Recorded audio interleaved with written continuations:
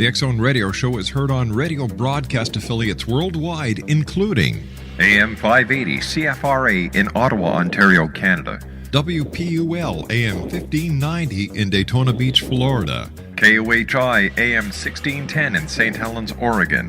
KHRO AM 1150 in El Paso, Texas. And for more information on becoming a professional broadcast affiliate of the X Zone Radio Show, visit www.xzbn.net or call toll-free worldwide 1-800-610-7035.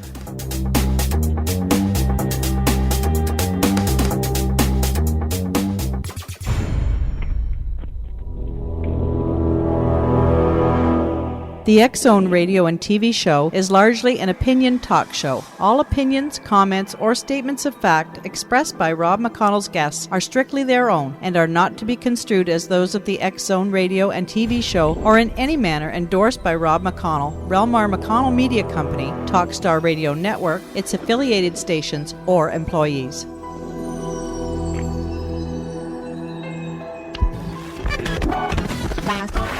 All Hit Radio.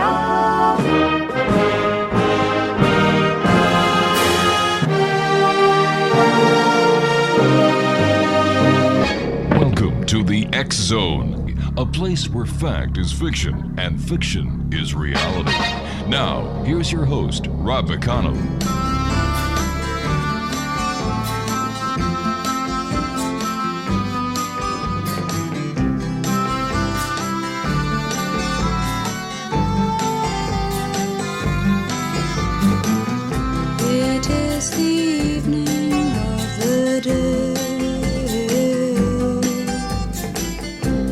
Sit and watch the children play. Smiling faces I can see, but not for me. And welcome back to the X Zone, everyone. My name is Rob McConnell, coming to you from our studios in Hamilton, Ontario, Canada, on the Talkstar Radio Network, X Zone Broadcast Network, UK High Definition Radio, Euro High Definition Radio, Star Cable, Ustream, and XZoneTV.com. Worldwide toll-free, 1-800-610-7035. My email address is xzone@xzoneradiotv.com. On MSN Messenger, xzoneradiotv@hotmail.com. And our websites, www.xzoneradiotv.com and www.xzonetv.com.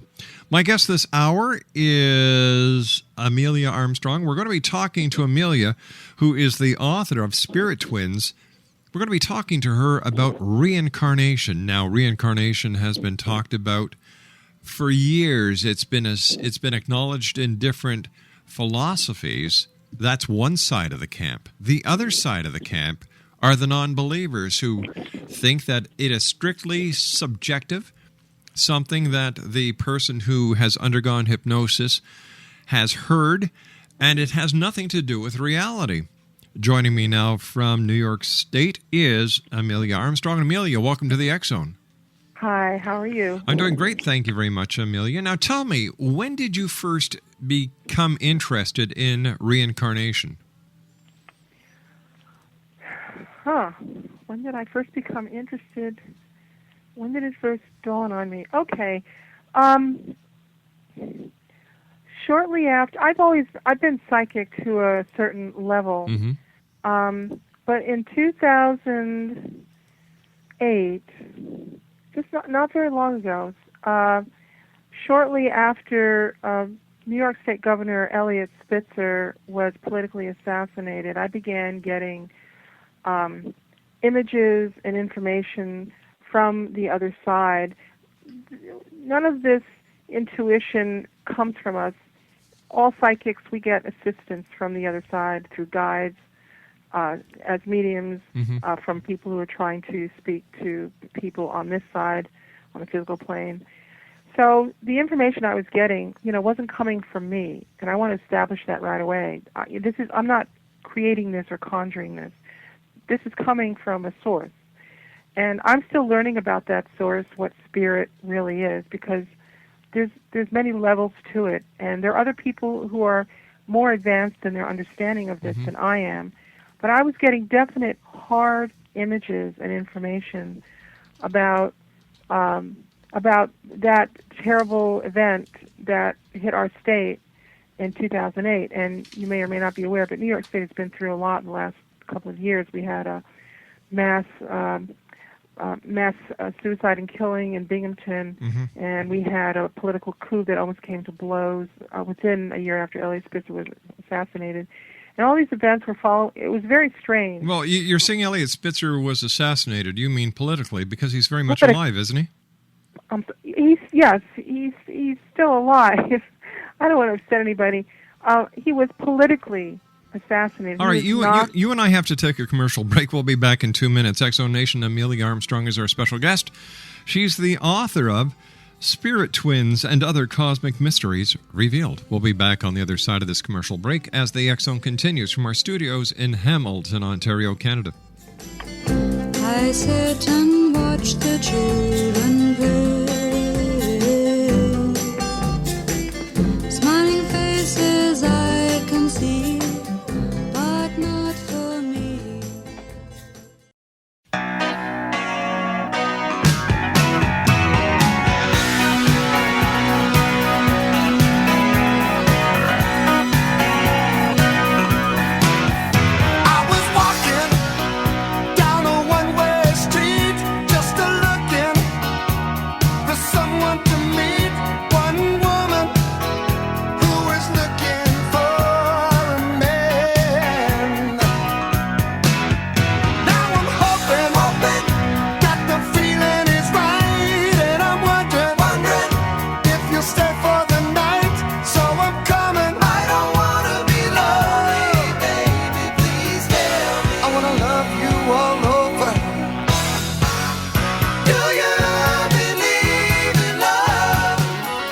Amelia Armstrong is our special guest, X-Zone Nation. She is the author of Spirit Twins and Other Cosmic Mysteries Revealed. And we're talking to her this hour about reincarnation. And she is also a gifted psychic. Now, I just would like to get some clarification on something, if I may. You were saying that Eliot Spitzer was the target of a political assassination? Oh, yes. He was, if you recall, the whole event unfolded from March 10th to March 15th. Yeah, it was on March the 10th that the New York Times reported that Eliot Spitzer was a client of a prostitution ring under investigation by the federal government. 2 days later, he announced his resignation as governor. Well, 10th, on the 12th, he announced his resignation, but the transfer of power occurred over the next several days. Yes. And by the following Monday, by the March 17th, Governor David Paterson, had taken the helm. You can be sure that there was a lot of chaos in the governor's office that whole week and over that weekend. That was March 15th, Saturday. The following Saturday was the Ides of March. And after being given the information I was given, I realized, and I gave him a reading. I wrote to him in May, and was beginning to reveal what I was being told. And he was assassinated, not physically this time, but politically assassinated over the Ides of March, just like before. The woman he's married to, Silda, that's a short version of her name, Cyrilda. Her father named her Cyrilda, means warrior goddess. And she got the name Silda. In Rome, it was Servilia. So there's a parallel there. Cyrilda, Servilia, Eliot Spitzer, Julius Caesar, same guy.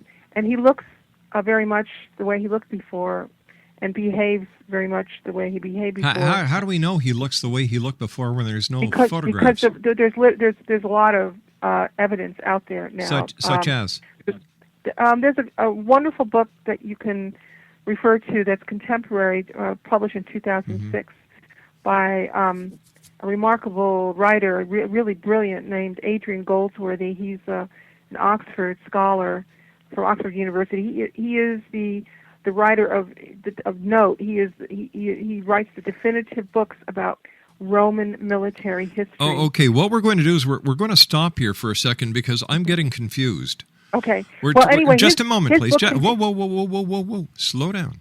Yeah. We're talking. We're talking about Elliot Spitzer. All right. Now. But I back up everything. All right. Hold that on. I know Just with hard evidence. Just a moment, please. Hold on. You said it was a political assassination, and this is a quote. I cannot allow my private failings to disrupt the people's work. Over the course of my public life, I have insisted, I believe correctly, that people take responsibility for their conduct. I can and will not ask any less for myself. For this reason, I am resigning from the office of governor. Right. So how can that be a political assassination when he shot himself? The woman he was caught with, yeah, 22-year-old Ashley Dupre Alexandra. Yeah, she was a hooker. She a was high-priced Cleopatra. hooker. She was Cleopatra of Alexandria. She named herself, and I'm not sure. Her name was Ashley, and she eliminated her last name. And for the sake of her business, and she's.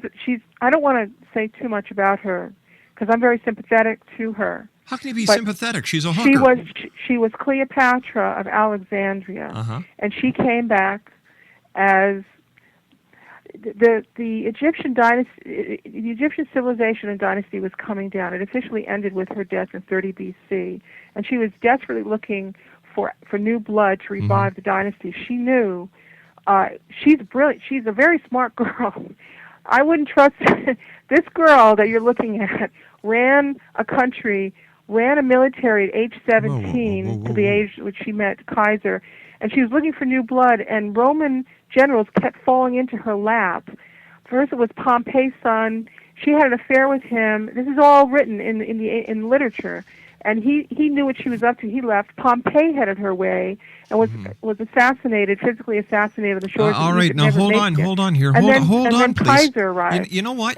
You've got everybody confused because we're talking about Spitzer. We're talking about a $1,000 an hour hooker whose real name is Ashley Ray Maca de Pietro, and she was actually born Ashley Humans. Correct. And Pietro, Ptolemy. That was the name of the Egyptian dynasty that she was born into. Amelia.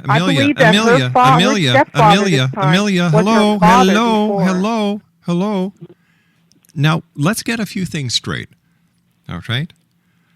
You haven't laid the groundwork on how you're making all these connections. I'm confused. I'm sure my listeners are confused. How do you make a connection between a call girl who earns $1,000 an hour, and how do you say with such certainty, such conviction, that she was Cleopatra in a previous life? If you go into the books and look at images of her and read descriptions about her, you will see that the description fits. Back in Rome, she created a real uproar in Rome when she arrived on Rome's doorstep with 2 Roman babies and two sons and a daughter. Augustus Caesar, Rome fell into chaos for 15 years after Julius Caesar's assassination. And Augustus Caesar struggled for a protracted campaign battle to take control of Rome again. And in the course of that, he said she was a ruinous monster. This is a quote in Adrian Goldsworthy's All right, okay. book. I understand. In this lifetime, she said, I don't want to be a monster. She remembers that. Lady. She had Latin and Arabic tattoos on her. She put a diadem on her hair on the beach. Did you see her on her boat in the Mediterranean? She was a dancer and singer back in Egypt. She was a dancer and singer in this time. She came back. We agreed to come back. We plan our lives before we come over. If you believe it. Yeah. But there's no proof to substantiate it. What you're doing is you're looking at photographs, you're taking little snippets out of history, and you're saying, you know what, that fits. So this has got to be her. Give me evidence. And I'm using my psychic skills as well and the information that I'm being given. These are very serious times, Rob. I can't stress. I just sent an email off to Spitzer's attorney because I have some more information for him. And you're telling me that an attorney is actually very, very serious times. Andrew Cuomo, who's our Attorney General of New York State, is going to be the last. He's going to be elected president, but he's going to be the last Democratic president-elect of the United States. He's going to be the last. when he's elected, watch the bouncing ball, because when Andy goes out the door, so do we. And Nostradamus writes about him. Oh, here we go. He's Nostradamus now. Yes, he writes about him. And I don't want to say what he says, because it is disturbing. And Bill Clinton is already talking about his death, and he died at age 65 back in Rome. And I'm going to surmise that he very likely, our lives parallel out. They parallel out like the tones of a bell. When you hit the bell, that tone goes wong, wong, wong. Well, when we hit a plane running for the first time, or we land on a particular planet, and we all did, we strike a pose that we tend to keep through all of our lifetimes. And it's that way that by finding out who we were in the past helps us in our present. And I committed suicide back in Rome. As Julius Caesar's mother, I committed suicide at age 65. And I went back into Adrian's book to find out why. And it doesn't say anything. When they say somebody just disappears and they don't know how they died, what they're saying is they committed suicide most of the time. And I committed suicide because I lost my granddaughter and her baby in death. And I would like somebody to put me under hypnotherapy. So this is something I can't do. I don't do past life regression. I do reincarnation differently. And I'd like to find out what happened around that event. And I haven't done that. But I committed suicide back then. This time I committed financial suicide, and I did about a year ago. And it's very helpful to be able to know. That's why knowing who we were in a past life is helpful. And because I know who Elliot Spitzer was, I wrote him a letter telling him he just bought a building in D.C. containing Richard Nixon's historic library. He burnt the library back in Alexandria when he went down to Egypt. And I wrote him and I said, beware. I said, do not breach your duty of care to this library, because there was likely, based on what happened before, there was likely to be an incident in that library. So I wrote to him and I said, it's going to be a security issue. Check the security on this library. Do not breach your duty of care like you did before. And knowing it's very helpful. And I think we need an archives. We should have an archives. When people find out who they were in past lives, we can begin to connect the dots and have an archive so that people can go in to this archives or library and research their groups and these people. Ken Hudnall, who I did an interview with in El Paso, we figured out on the air who he was. He mentioned in the interview that Thomas Jefferson was a relative of his. I said, well, I know that Bill Clinton was Thomas Jefferson. I said, let's go back to. So this was in Virginia. He said Bill Clinton was a relative. I said, well, Bill Clinton was Thomas Jefferson. Go back to Virginia and look around and see who was around Thomas Jefferson, what family members were there. He said, that's funny, he said, because my grandfather was... I'm sorry, Exo Nation, I can't take any more of her. Some kind of psychic. She should have seen this coming. She has no facts. All she's doing is taking, well, this person looks like this person. This happened in history. Wow. What a connection. Another one bites the dust here on the X-Zone. Just can't take it anymore. Too much. Get the shovel. Yeah, you got to wonder when people don't use their real names and what they're hiding behind. No, I know what this one is. A pile of manure. Deep, thick, and heavy. I'll be back on the other side of the commercial break. Hey, what we're going to do is we're going to play X-1. Everybody likes that. Oh, well. You win a few, you lose a few, and that one lost it all. Committed suicide last time. My God, I was thinking about it while she was talking to me. I'll be back on the other side of this commercial break. Don't go away. Another one bites the dust. Another one bites the dust. And another one gone. And another one gone. Another one bites the dust. Hey, I'm gonna get you too. Another one bites the dust.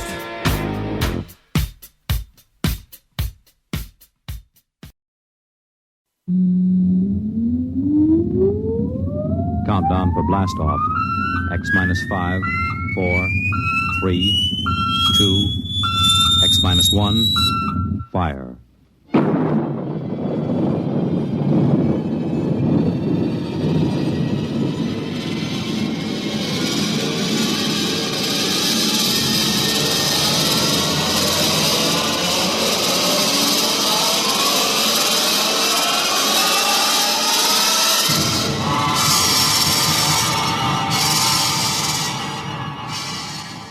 From the far horizons of the unknown come transcribed tales of new dimensions in time and space.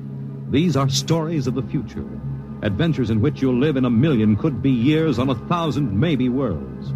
The National Broadcasting Company, in cooperation with Street and Smith, publishers of astounding science fiction, presents X minus 1.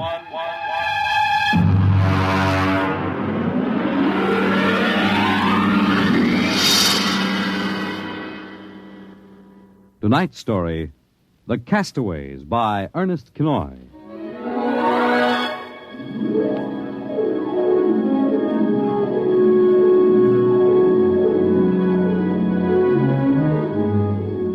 In the South Pacific, night comes on rapidly. The sun dips below the flat horizon, the sea is crimson for a moment, and then night falls. But on Tahani Atoll, giant arc lights turn night into day. Across the waters of the lagoon, within the barrier reef, launches and tugs skitter back and forth, while on the curving half-moon of the island, army trucks and jeeps scuttle down the rough roads bulldozed by the Seabees just 6 weeks ago. A low Quonset hut stands near the beach, surrounded by tangled wire. This is the preliminary command post, and inside is General Frank Gaidash, field director of the test. Operation Destruction. Everything's on schedule, General. Radiological surveys complete. Instruments placement checked. Well, get me Navy and tell them HR is as ordered. Send a periodic time check to Air Force on 90-week talk and observation control on the Missouri. Yes, sir. I want a complete roster check on all personnel before HR. Yes, sir.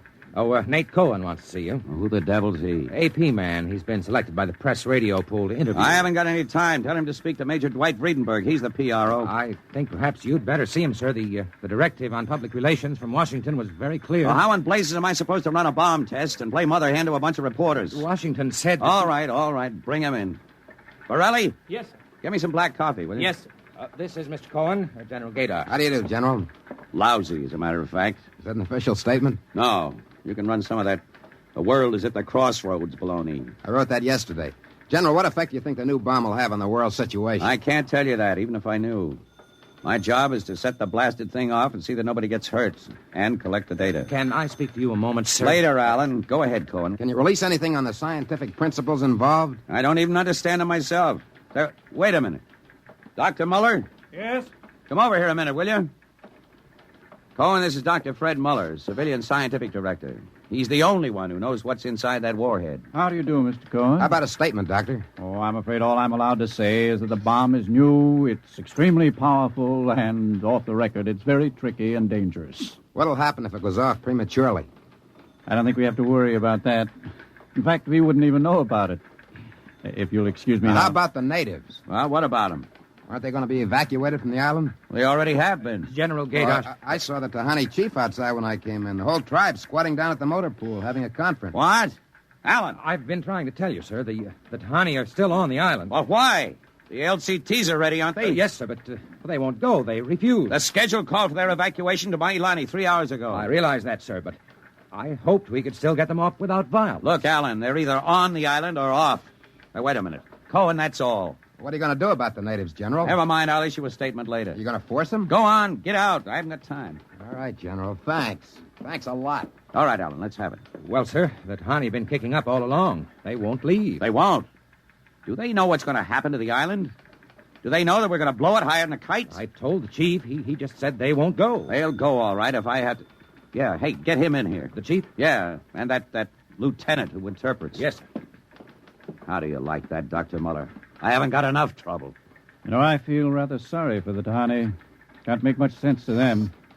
We arrive and tell them they've got to get out. Look, I appreciate your finer feelings, Muller, but I can't let the Kanakas hold up the bomb test. They're not Kanakas, General. Captain Cook discovered the island in 1788. Well, what's the difference? Lieutenant Gilbert reporting, sir. Hey, look, I haven't got time for ceremony, Gilbert. Tell the chief he and his tribe have got to get off the island. We're providing homes for them on Mailani.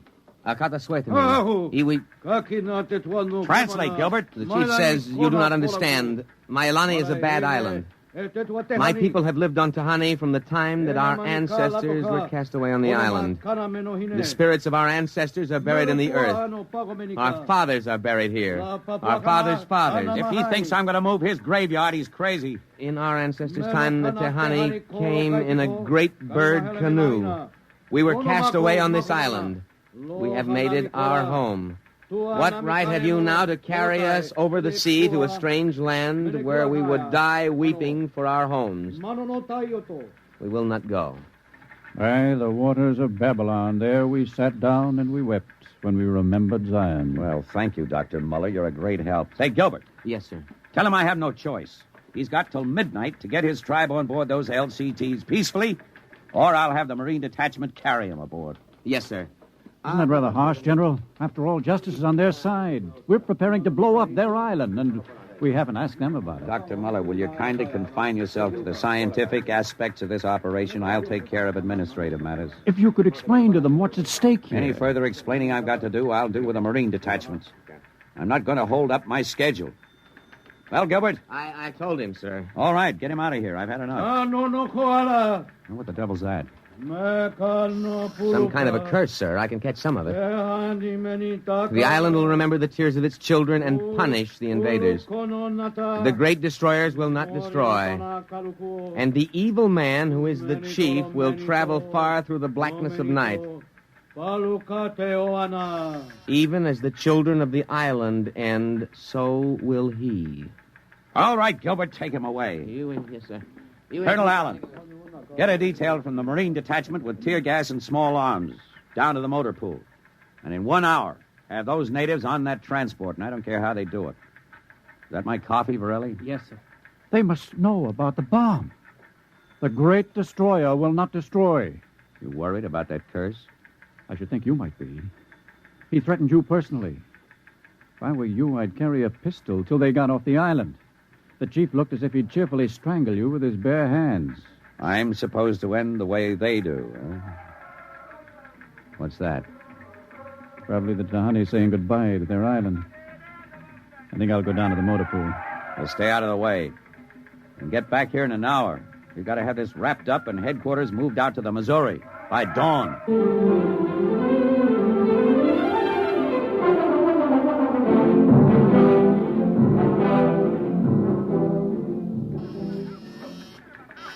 Instrument room checking in, sir. That's the last. Have the Missouri take over control and send for my jeep. Yes, sir.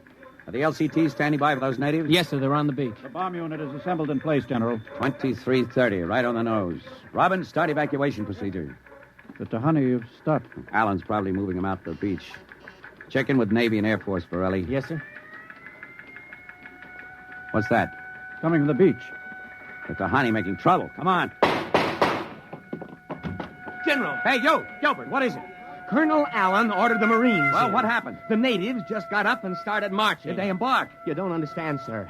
They marched up the cliff and right off into the lagoon. What? All of them, the women and the kids, too. They didn't even try to swim. What were you doing all this time? Just standing around with your thumb in your mouth? Where was the Marine detachment? We couldn't stop them, sir.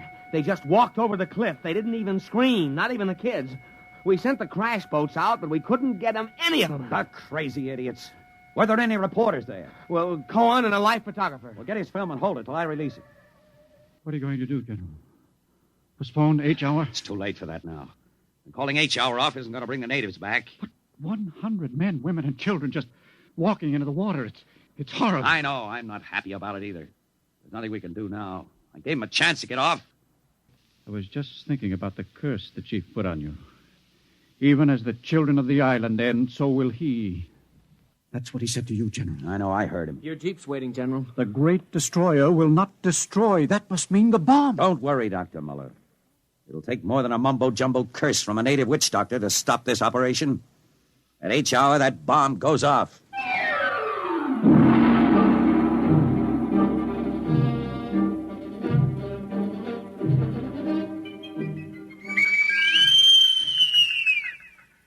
It is now H hour minus 1 minute 30 seconds. H minus 1:30. Video screen's hooked in, sir. All right, check control stations. Observation Station 1. Observation Station 1, check. Radiation Station. Radiation control, check. Test the firing Observation circuit, Station Dr. 2. Muller. Right, General. 2, check. Damage control station. Damage control check. All set. Communications. Communications check. All checked in, sir. It is H minus 1 minute. H minus 1. Take a good look at that island on that screen, Dr. Muller. When you throw that key, it just won't be there anymore. Nothing but an atom mushroom over the lagoon. Quite a funeral pyre for the Tahani. Stubborn idiots. They can't get in the way of progress. Progress? I wonder if it is, General. It is H minus 30 seconds. H hour minus 29, 28, 27, 26. The Great Destroyer. That's what he called the bomb. Hold it, Muller. Allen, report. All checked in, sir. Cameras running. Sound fire warning. Stand by for firing. Ready, Muller? Ready? 10, 9, 8, 7, 6, 5, 4, 3, 2, 1, fire! General, it didn't go off. The bomb didn't go off. Borelli, signal standby. Condition red. Yes, sir. Allen, check readings. Muller, what's wrong? What happened? I don't know. The bomb didn't go off. Well, what do you mean? Why didn't it? I don't know, except for one thing. The Tahani chief said the Great Destroyer would not destroy. It didn't, General. The bomb didn't go off.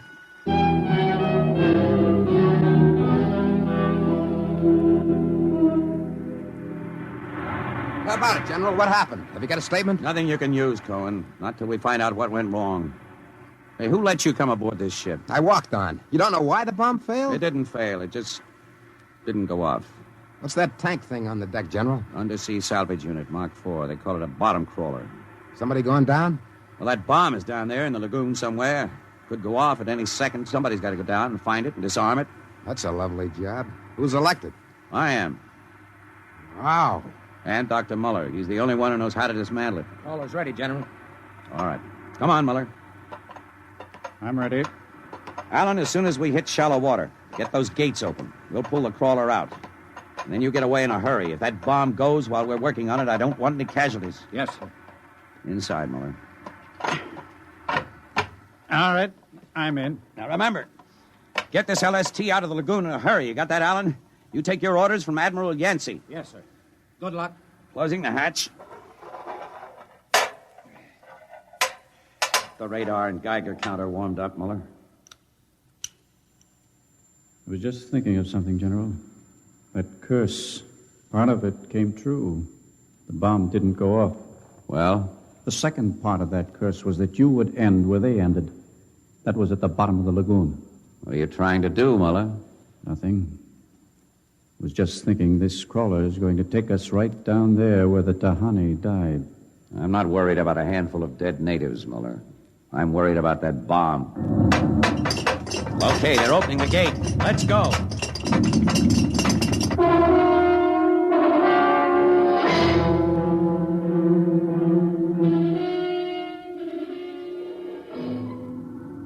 USU-4 to control. Depth 50 feet, bottom sandy, dropping off sharp. Anything on sonar, Muller? School of fish. You ever been down in a crawler before? Only in the tank at New London. Think I've got a Geiger reading dead ahead. Hang on. Getting something on sonar now. Left to point. USU-4 to control. Over. USU-4 to control. Over. That's a fine note. The radio's out. Dead ahead.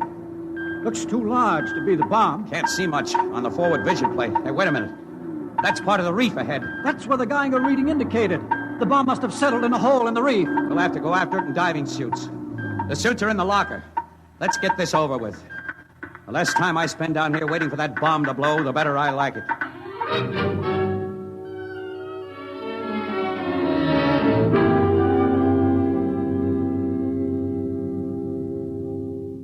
Muller, is your helmet clamped tight? You getting me all right on your headset? Okay. I'm going to fill the lock. Here goes the outer door. Let's go. This isn't like that diving tank in New London. Look out for that coral. It can cut you to ribbons. There's a hole of some sort there. Wait till I get the light up. See if you can get a Geiger reading out of that hole. Just a...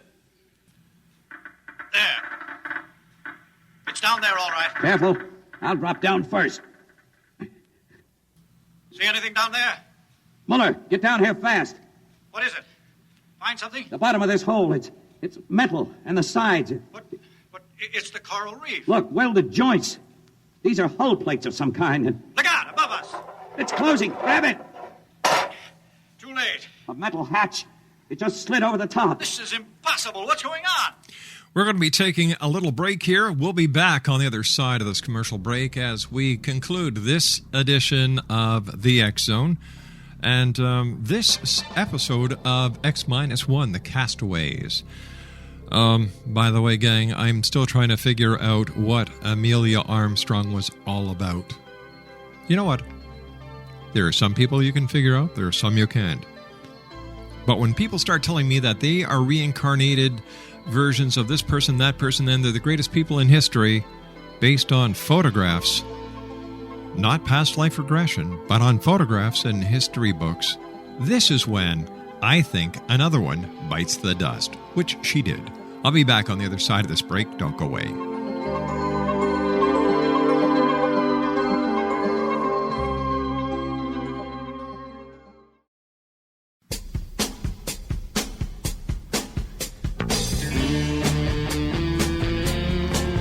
Like an airlock. The water's being pumped out. General, do you realize what this means? I'm not sure. There's an inner door opening. Careful. It's a passageway. What do we do now? There isn't much we can do. We can take off our helmets, though. The dial shows good air. All right. Come on. What is this? An undersea fort? What's it doing here? What does it mean? Whatever it is, our bomb must be down here. Wait, there's someone there. I can't see. There's a shadow. Who is it? Who's there? Welcome, Dr. Muller. Welcome to our ship. We've been waiting for you. General, it can't be. Do you see it? It's the Tahani chief.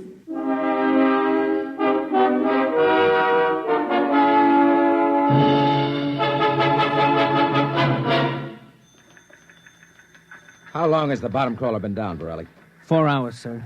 2 since we lost contact. Now, keep trying. Yes, sir. I've given him enough time. I'm going to send another crawler down. What do you figure happened to him, Colonel? Well, there are a lot of things. Hey, how did you get in here? I walked in. When are you going to release this, Colonel? It's the biggest story since the election. Bomber dead and Dr. Muller and General Gaius dead. They're not dead. At least we don't know they are. As long as that bomb doesn't go off, there's still a chance. What happened? Bomb. Borelli, condition red. Gilbert, radiation control into action. Get the hot squad into Tahani Lagoon as soon as it's cleared, and get me a PT boat with radiation screens. What is it, Colonel? What happened? Bomb must have blown. How about Muller and the General? If they were down there in that lagoon, you guess. Now get out of my way. I'm busy.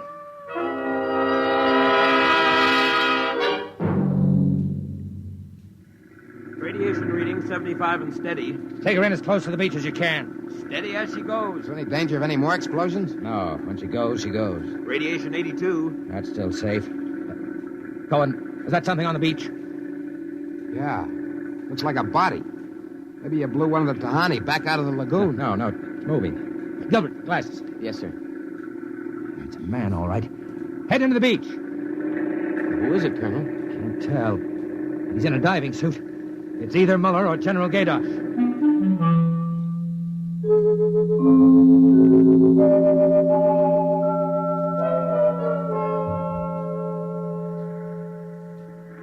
Get his helmet off. Easy now. Twist to the right. There. It's Muller. Gilbert, help me get him out of this diving suit. We've got to get him to the medics.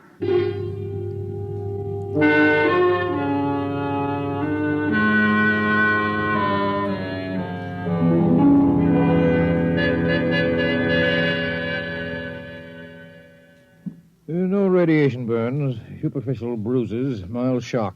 He'll be all right, Colonel. Can he talk? For a while. Bomb go off. It didn't. He's still out of his head. Quiet, Cohen. Go on, Dr. Muller. What did you find? A ship. A giant metal ship there under the lagoon. A submarine? No. It was a spaceship. Spaceship? Camouflaged right next to the reef. When we went inside, we found the Tahani chief and all the tribe alive. What? They drowned in the lagoon. I saw them. No, they didn't commit suicide as we thought. They just dived underwater into the rocket airlock. Rocket airlock? And that brings us to an end of tonight's show, as well as the episode of The Castaways on X-1. Well, that's it from everyone here in the X-Zone. I'd like to take this opportunity of thanking all our affiliates around the world for carrying the X-Zone radio show. And to you, the members of the X-Zone Nation, thank you for allowing us to be part of your day or night, no matter where you are on this great big planet of ours. Remember, if you have a child at home, give them a hug, give them a kiss, let them know they are loved, because the children of today are the leaders of tomorrow. So until tomorrow night at 10 o'clock, when once again we cross the time-space continuum to this place that I call the X-Zone.